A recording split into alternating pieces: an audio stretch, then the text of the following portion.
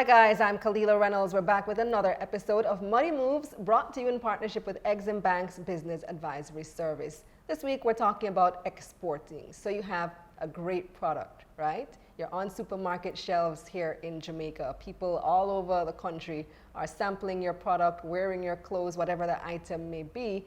But now you're ready to take your business to the next level. You want to start exporting within CARICOM or perhaps even globally. How do you go about doing that? I'm joined now by Stephen Dawkins. Hi, Stephen. Hi, Kalila. So, Stephen, you are the Vice President for Logistics and Exports at the Jamaica Manufacturers and Exporters Association, JMEA. And we're talking about exporting your product. But before we get there, there's some things you have to do to get your product export ready. What are those? Absolutely.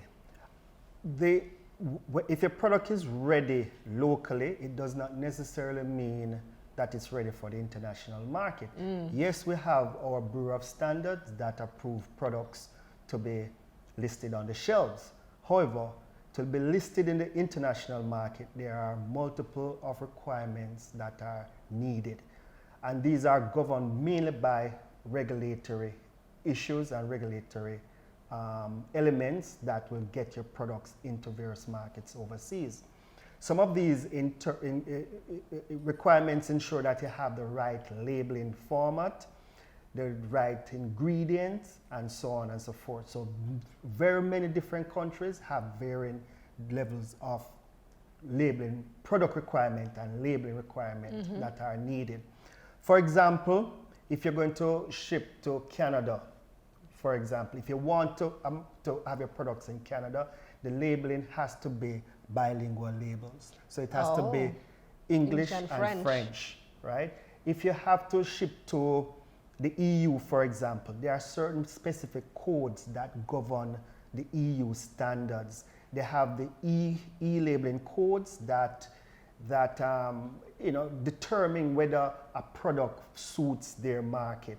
For example, if it's a soda or a drink that you are drinking and the drink has a red flavoring, you have to specify why that flavor or what makes up that flavoring. So these are basic requirements.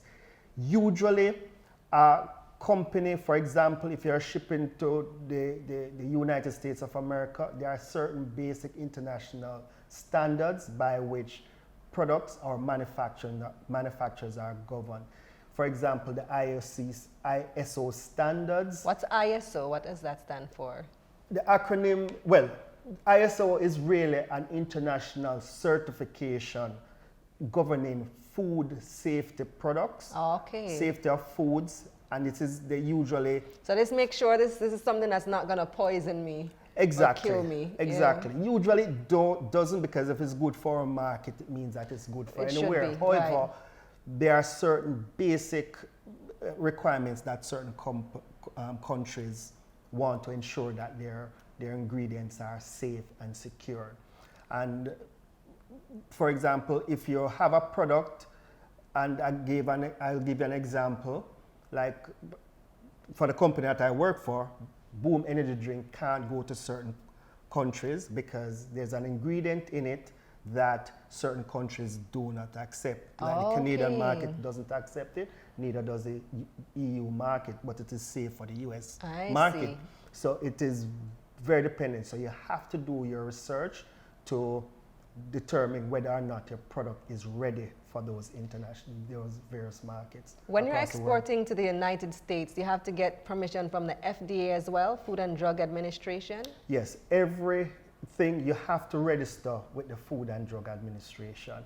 And this registration is done biannually. Every other year, you have to re-register your product. And of course, every single year, there are new regulation that governs your product going into the United States. So each year they upgrade their product requirements and you have to facilitate it. Is it easier to export non-food items, like say I'm a clothing manufacturer?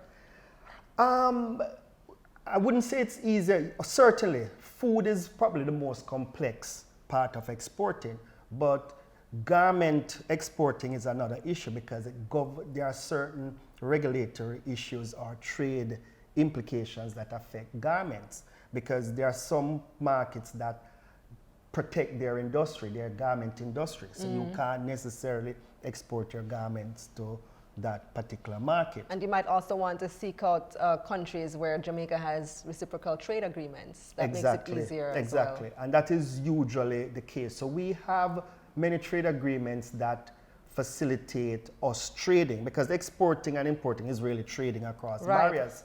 So for the regions that are most what you call reciprocal for trading is North America, that's the US and Canada, the UK, and CARICOM generally speaking.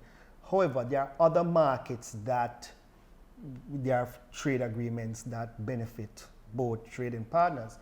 However, there are some markets like Africa, for example, we do not have a trade agreement in any African countries right now. So you're on your own if you want to export to Nigeria. Right, pretty much. You pay whatever duties that they offer. Some duties are high as 100%, depending on what, because they generally protect their industries, right? So if there's not a trade agreement, then that's it. So and why trade agreements benefit is that when your product reaches the market, you can compete with the other products that are in that market. Yes, exactly. Yeah. Well, thanks for walking us through that process, Stephen. Next week, you're going to explain to us, now that the product is export ready, we have all the standards, all the agreements ready, labeling is fine.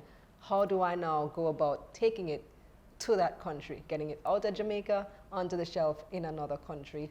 That's it for this edition of Money Moves, brought to you in partnership with Exim Bank's Business Advisory Service. Check out their website, eximbankja.com. I'm Kalila Reynolds. See you next week.